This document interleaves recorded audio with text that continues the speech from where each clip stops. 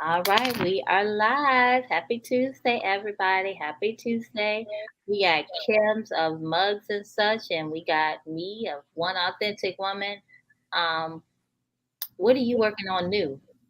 You working on any new projects for Mugs and Such? Not right now. I've just been busy with work and trying to get this house together since, we just closed on the house in February. So, yeah, that's what I've been doing. Well, congratulations on that.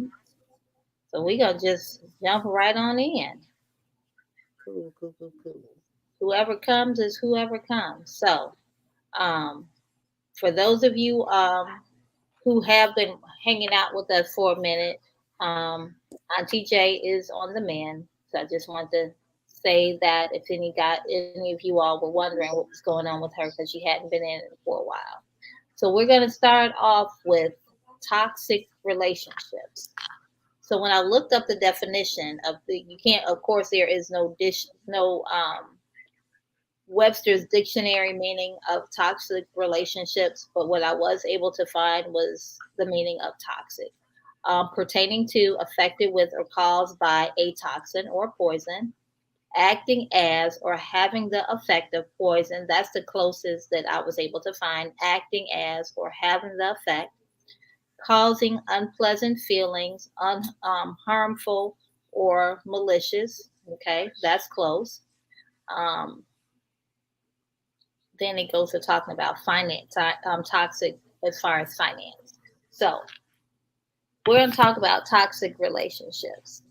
Um, I personally think that you can have a toxic relationship with anybody, including family members. Um, just because they're family does not mean that the relationship is not toxic. I think oftentimes that we accept things from family just because they are family, and that part of that is very toxic to me. Um,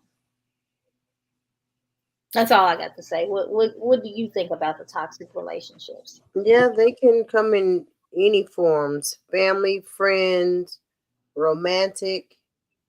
Um, yeah, and I think a lot of times we're so used to it, it's easy to fall into a toxic relationship, especially if you grew up in one.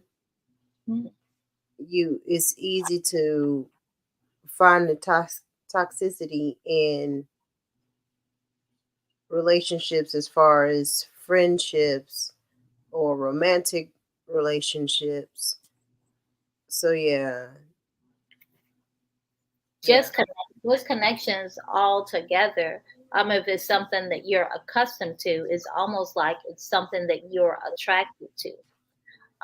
But the other part of that is when you realize it is toxic, at that point you are the one who has the choice to stay or go. And that's with anybody. Um, Workplace, family, friends, romantic relationships. It's all up at that point. Once you realize for you that it's poisonous or hazardous, you get to choose whether you're going to stay or whether you're going to go. With work, I think it's a little bit harder Mm-hmm. because you you got things that you have to take care of, Mm-hmm. and you end up staying in a job that you cannot stand, or the people that you cannot stand to work with, because you got bills to pay. Right.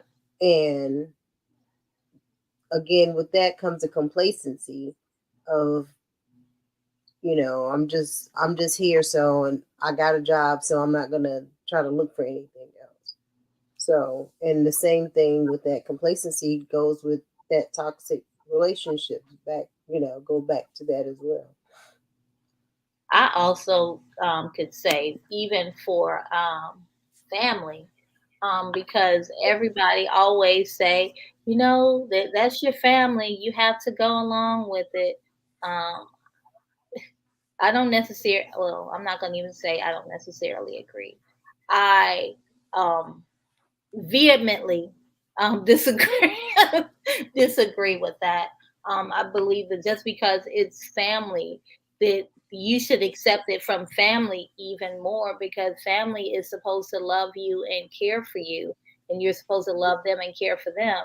So it would just seem like to me that toxicity in family is not something that should be accepted, less more tolerated. Just because you don't, you, I guess most people go along with it because you don't get to choose what family you're born into. That part is true, but you do get to choose what levels you're going to be connected.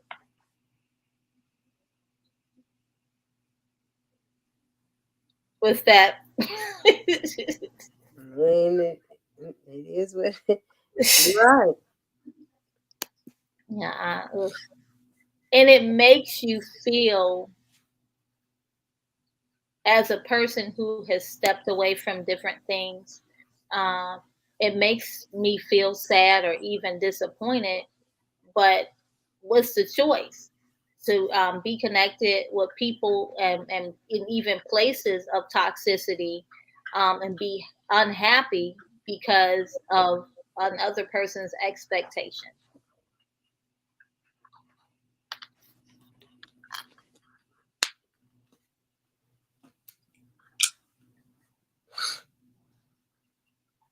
All right. This may be a fast show because there's only two of us here. It's just like we're on the phone on FaceTime, right? Second chances. Um, I don't know how I feel about second chances. Sometimes I feel like, well, I can give grace. I mean, God gives grace, right, for second chances, but I'm not God. God give you a million chances to get it right. But me, I ain't God. I don't believe so much in second chances, and depending on what it is that you did, you may be non-existent to me. Yeah, I was gonna say it depends on what the circumstance was or slash is. I mean, I don't. I'm trying to think, have I given people second chances, but I guess I have. Oh Lord, sorry about that. Um,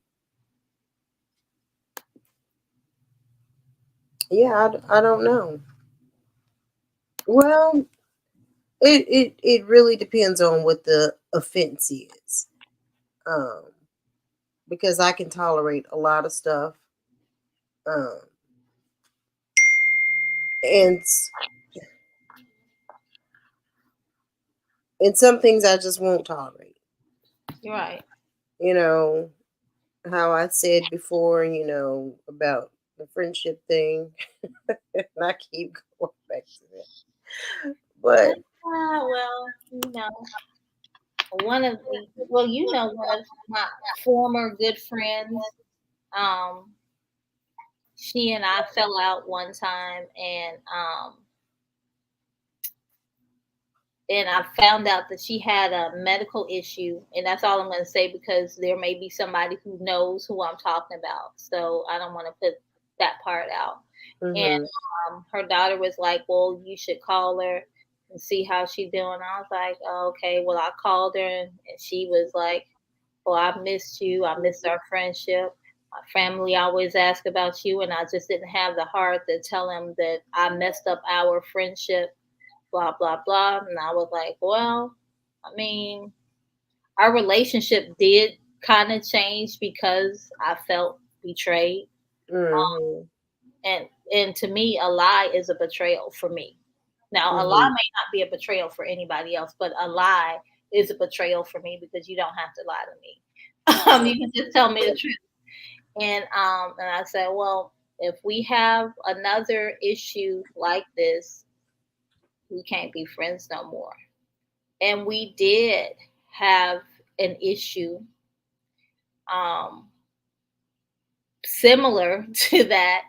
And she was like, well, we'll see each other again. No, you remember I said, and that's the other thing about me. If I say something, I usually don't go back on it, because then if I go back on it, I'm a liar and you can't trust what I say. So, I mean, that's the extreme part of me. If I say that I don't want to have nothing to do with you, and even after I calm down with, I try not to make a decision in an emotional state. So even if I say that and I think later on, man, I went too far, I usually don't come back. If I go too far, I'm just gone too far, and I can't. That's something I'm working on. So But what's your deal breaker with a second chance? mm, it kind of depends on where that person is um, in my circle of life. It depends on the offense. Um, a lot of things go into um, a lot of things are calculated into second chance stuff for me. If you get a second chance or a third chance, where you are in my circle of connections, it changes. I don't just say, "Welcome back, friend," and you put right back in line where you were. You got to earn that all over again.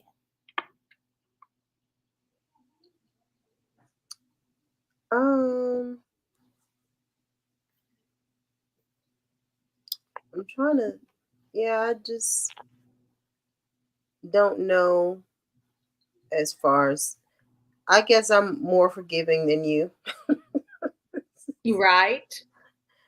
Um, because there was a betrayal, amongst friendship or whatever, and you know, stuff has happened, and I'm like, okay, know that you did this to me. I acknowledge that you did this to me, or that I did this to you, but just know that I'm not forgetting what happened. It's always going to be not in the back of my mind. It's always going to be on my frontal lobe of what happened. And if something like that happens again, know that I'm done.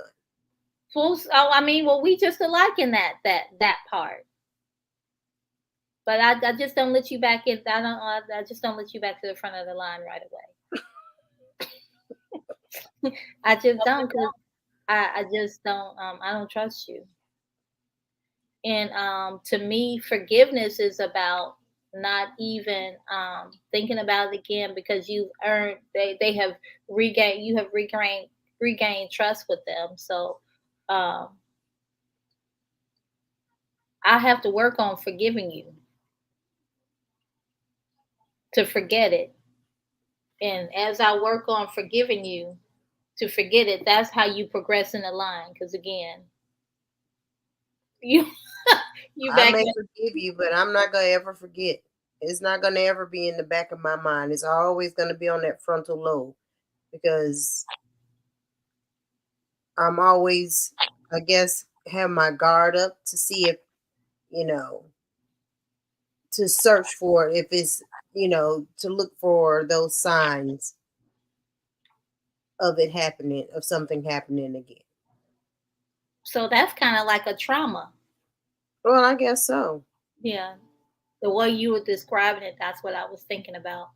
Um, because, and I describe it like that is because we all have had things that happen to us in our life.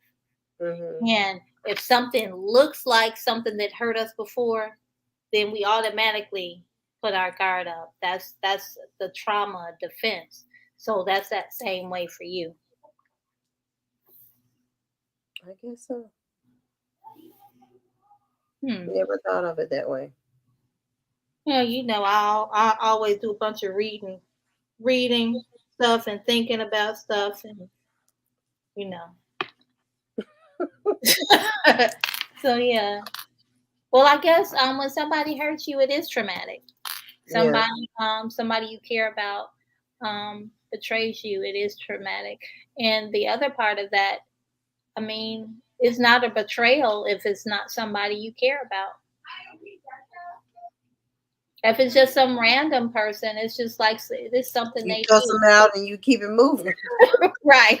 Like that man that was at Walmart in front of me getting gas. Instead of moving his truck out of the way, he left it right there, parked at the at the pump, went in, walked slowly, and looked back at me, go get some damn lottery tickets, and then slowly walk his ass back to the truck. And I had my shades on and I lifted them up so I could see him like this. And I know he was gonna look at me, so I had to make sure that he saw me. So yeah. But yeah. I mean, he just some rando, but it was just gas. But if it was somebody, like you said, it was somebody that did something to you that you cared about, it's just it Yeah, can be traumatic. that's when it hurt the worst because you don't believe that somebody you care about can hurt you like that. Right. Yeah, and it's really hard to, for me, I don't know about you. After a while, it becomes difficult for me to continue to give you another chance and another chance and another chance because, like I said, point A, I am not God. I just find it difficult to keep forgiving you for the same stuff. Yeah. Yeah, I find that very difficult because it seems like you don't take how I felt into consideration, or you don't care how I felt. Yeah, and it could be a combination of the both of the two. Right, that part. So this may be touchy for some people. Um, as every once in a while we talk about cheating. Can I be honest? I cheated on somebody before.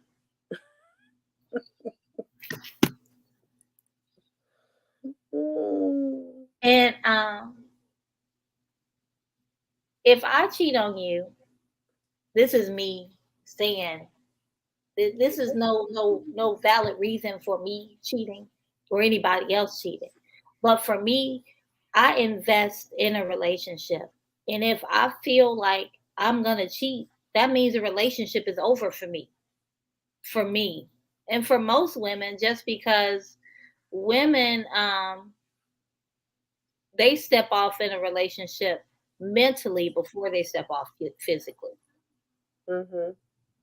So the fact that I had already done that, and then he had enough nerve to ask why and who, what difference it makes, sir?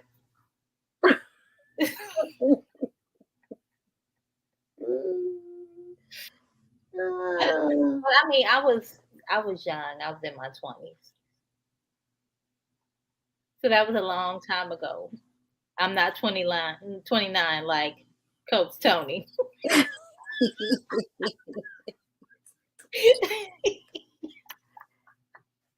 Yeah. So um I wonder why um that was just an introduction to what what we're going to talk about. But I wonder why the women get mad at the other woman, and not get mad at the mate. I don't know. I've always wondered that myself. Because for me, I'm mad at you both. Especially if you knew about it. I mean, if the other woman knew about it, what kind of situation that she was in with the mate. I'm mad at both of y'all. Yeah, I think that And many but I'm gonna take it out on him first and then, with her. Especially if, she continues to, invade, I guess you could say. yeah, You know, that's a if good you word. continue to do that, then yes, I'm gonna come for you too. So I don't know. I was having a conversation with somebody, about that type of situation, and I put that in my notes to talk about, because many times when a man cheats, the woman automatic cheaters. That's my Well, show sometimes. Because sometimes I wake up and Cheaters is on, and I hmm just can't tear my eyes away from Cheaters. I don't know what it is, but I watch episode after episode after episode until because it's funny. until I find something to do. But what's so remarkable to me is why the woman will attack the woman instead of the man who she has the A commitment. connection too. That's the one you made the vows to. Sometimes men don't tell her Yeah, that it's somebody else, right. or women just dumb. And I say it just like that because there's game there's levels to the game. There's levels to the game. So, and I say it's levels to the game because I'm with her, but we don't. We just like roommates that move out. And to me, the other woman, that should be a red flag right there. Right. The other one is she don't make me happy anymore. I'm just staying for the kids. Get your own place and visit your kid and have your kids come to visit. That's So flag number two. that's correct. I have been single. I have been separated for X amount of time. But you still married, sir. You're not Right, divorced. right, right. And usually the women who get wrapped up in those, I don't know whether they don't see it or they think that they are better than this other woman, and they are going to make it all better for him. I don't know what that is, but I don't know. It's just ridiculous to me. I don't. Those, and she's passed on now, but this woman that I knew, she sought after men who were married because, and her reasoning was because she didn't want to have to be dealing with them on a full time basis, nor did she want, nor did she want, she didn't want any attachment. She felt like if they were single or whatever, then there was there was an attachment that would keep them together all the time. As opposed to if he was married, then he has a wife he got to go home to, um, or a wife and another family that he had to go home to. But in the same token, she could have sex with him if she want, when she wanted. He was paying bills for her, so she was getting whatever she wanted from this person, but she didn't have a a commitment stand, you know, piece to that relationship. And So that was so crazy to me. I know a woman, now that you mention it, back when I was young in my 20s, she said she only would be with married men. And she said basically that same type of thing. And I mean, me now, as I'm older and I have been in relationships, didn't we just talk about last week poly? Not sharing. Yeah. So I don't like to share. What's mine is mine. I'll share food with you. I'll Right. share a cup of coffee with you. I'll share things like that with you, but my mate is not just something that I would share. And as I got older and started thinking about it, I just think first of all, relationships are responsibilities. Mhm. As a single woman, if I decide I'm gonna go on vacation, I don't have to communicate it to nobody except for put my vacation time in and go. Right. When you with a mate, you're not asking for permission, but you having a conversation. Right. Um, if you want to buy a new car as a single person, if I want to buy a new car, then I'll buy a new car. With the mate, we got to discuss. Well, is it in our budget for Right. you to do that? Like when you and brother-in-law bought a house, you all had a conversation. You didn't just say, "Let me sign this paperwork so I can get this house." And he Right. didn't say, "I'm gonna just buy this house, and I ain't gonna Right. talk to her about nothing."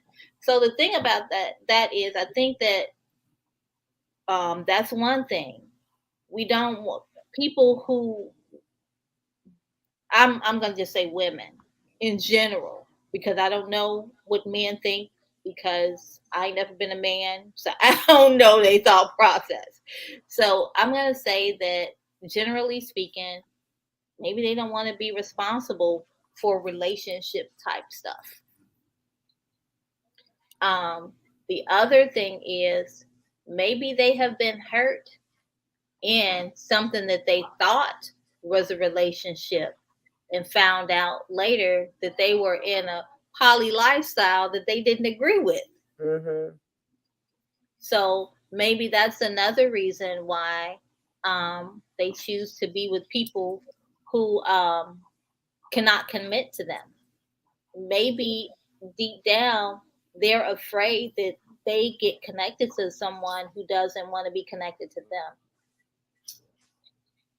So it could be any number of reasons, but that is why I say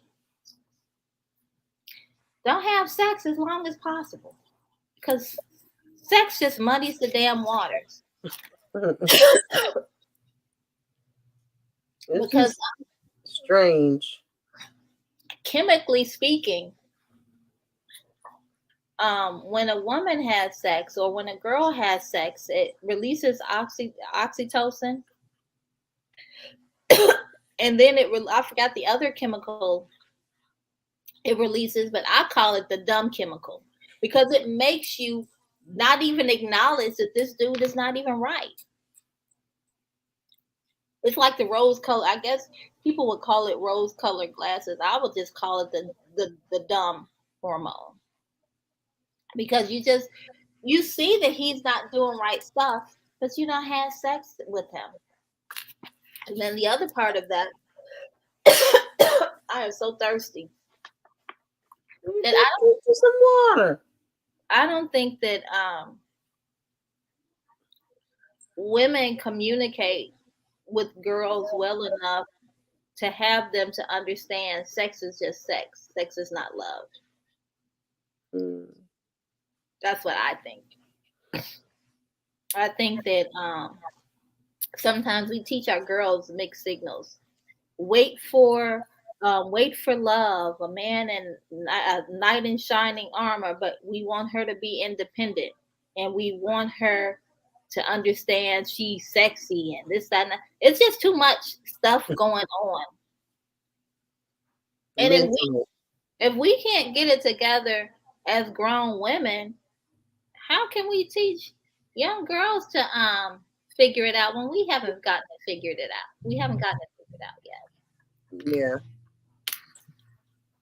It's okay to want to have sex and not love a person and love dude. I mean, if that's what you want to do, don't just put a label on it as love so that you can do something that you just want to do anyway. That's the main point. If that's what you want to do, then just say that's what you want to do. Don't say Right.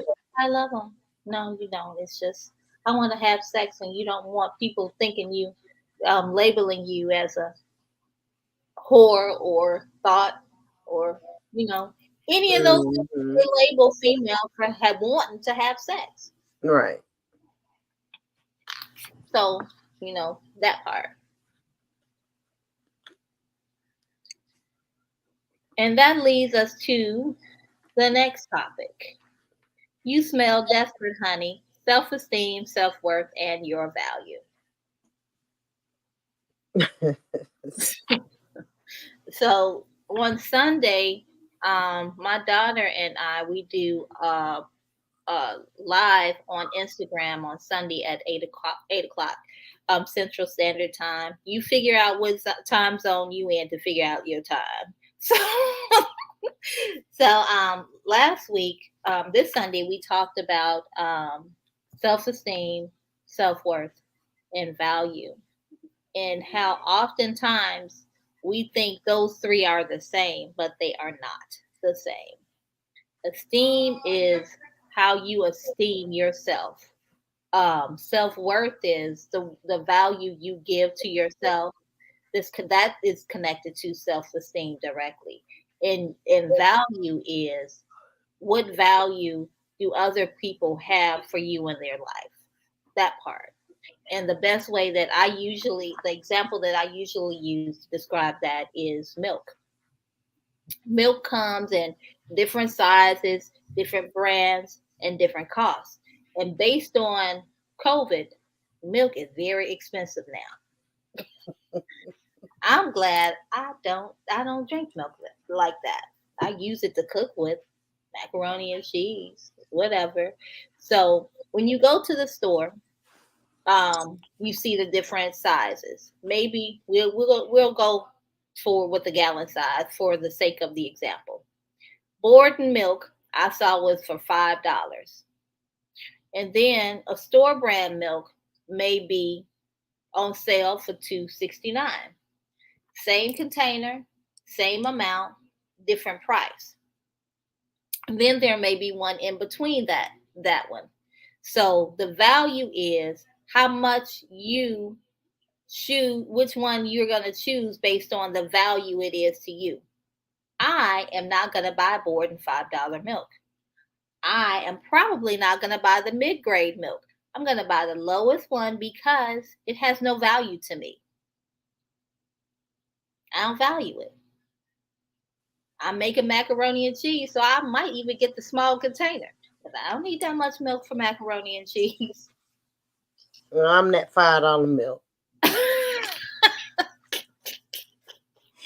I need it ultra filtered without lactose. So don't nobody in the house have to say they belly hurting from it. So now you understand value. So that's the best way to explain all three of those. And it all begins with how you esteem yourself. How you esteem yourself is how much value you have, how much worthiness you have in yourself. And value is based on how valuable my connection is to other people. So a random person, you don't see very much value in a connection to them. They're not giving you, they not, I mean, you don't have no connection, so you don't see any value in a communication with them. We talk all the time. I find our conversations, although silly sometimes, are valuable. So I think since we're talking about women, because I'm a woman and I have a right to talk about how we can be. Um, Sometimes when we don't know our worth, it's easy to put ourselves on discount value. Mm-hmm. So that's unfortunately, I think it's how we were raised. Yeah, I was gonna say that. Well, what were you gonna say before? Because it seemed like I'm taking over. I was gonna say that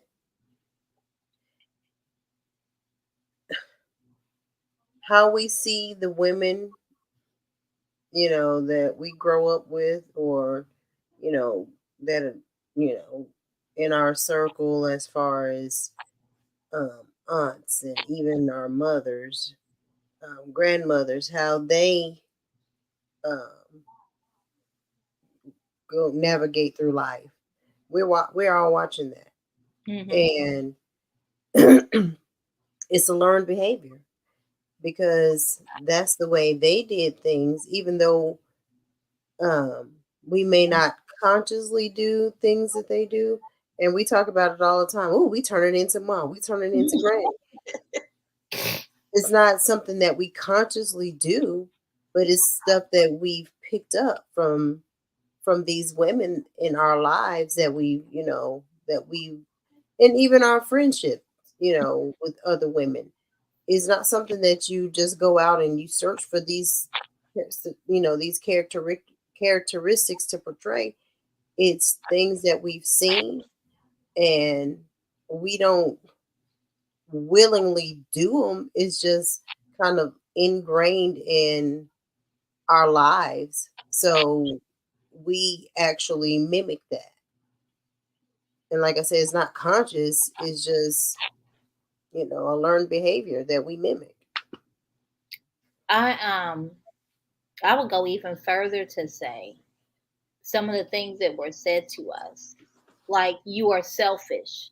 When a person tells you you're selfish all the time, that's not necessarily that you're selfish, but that's sometimes used to manipulate you into doing what that other person wants you to do. So in your mind, you are selfish every time you choose to do something for you versus doing something for other people. Biblically speaking, the Bible says, think not more than you are, whatever it is. I know some Bible scholars gonna have something to say about what I said, but it says something about don't think so highly of yourself, basically. And you're supposed to be humble at the same time.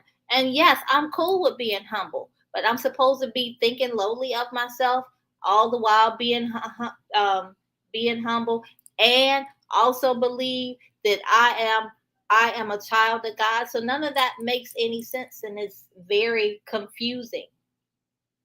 So, you Bible scholars, say what you want to say. It's just like that. That makes no sense. That's three different things that you understood based on something you pulled out the Bible a little bit. Um,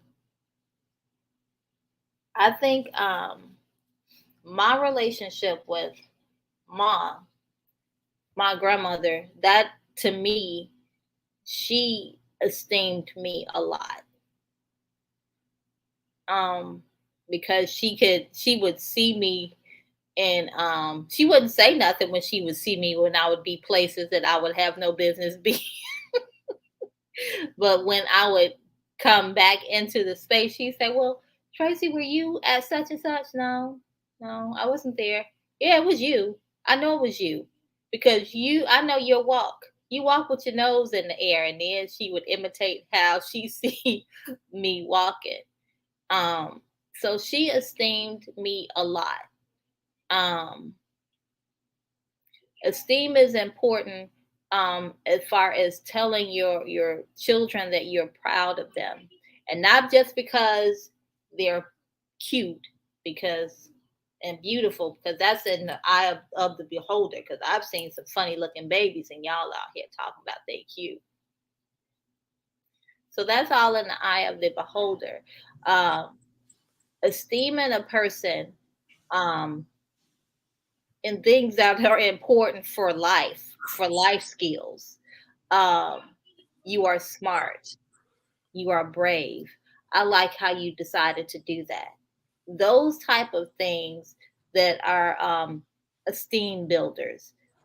Creative, giving your child or your friend even the confidence or worthy understand their worth, to themselves, as well as their value that they bring to the world.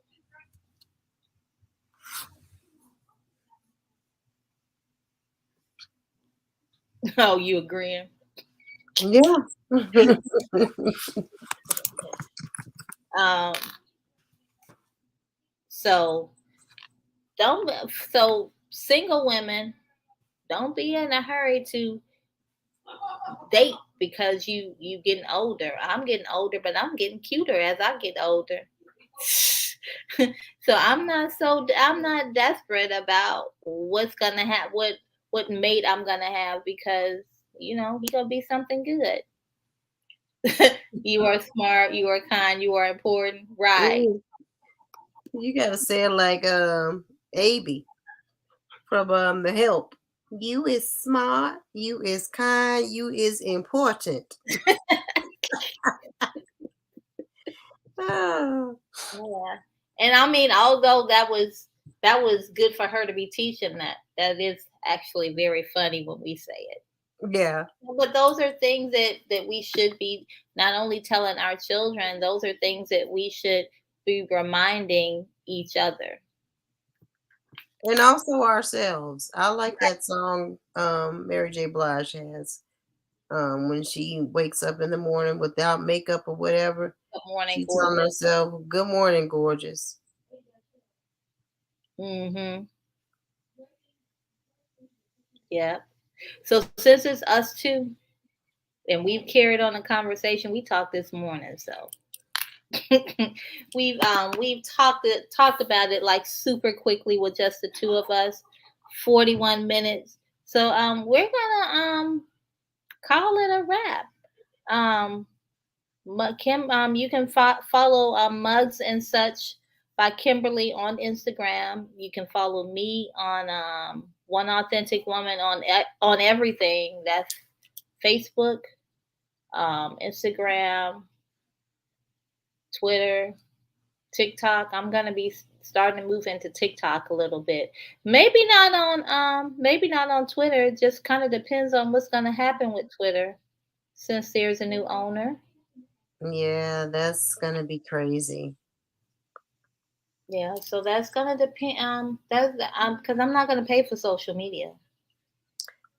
Which you shouldn't. I don't know that he would. Well, he got to try to get that $55 million back. So Right, that's what I'm saying. When you say how much he paid for it, no, I don't see me paying for Twitter. I don't even use it like that. I don't even like Twitter. No, you can't even say much of nothing. You got to get a special app to twit longer for the whole thing, and then the person got to click the link to see everything you said.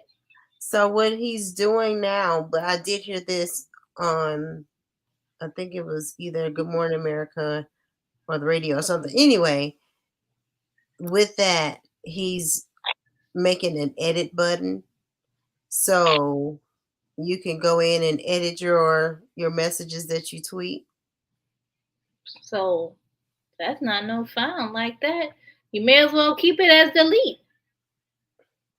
And I guess he does that so like if somebody tweets something real fast or whatever, they can go in and change it before everybody and their mama get a look at it. I don't know. I just never really liked Twitter. I I tried like it. I I like tried it for a little while, but then it was like, nah, I don't like this. Well, Twitter was useful when I had an issue with United Airlines, and I used my Twitter account, my business Twitter account, not Yeah. my play Twitter account, the serious one, and they Hmm. responded right away. So it was, I mean, good for that. But I'm streaming live on Twitter today. I don't even know how that even works, but I am streaming live on Twitter today. This show, and Look at me looking all sleepy on the on Twitter. But hey, it is. so I think that Coach Tony ABM A ABM underscore wealth underscore T on Instagram and on TikTok. She shares quick tips on TikTok. She shares tips sometimes on Instagram, but she is live at 5 p.m. Central Standard Time on Sunday. 30 minutes, 5 minutes she spends of a review from the previous Sunday, and then the other 25 minutes, they're the new stuff. Um, and I'm about to finally release what I'm going to release. And I'm going to be TikToking a little bit more.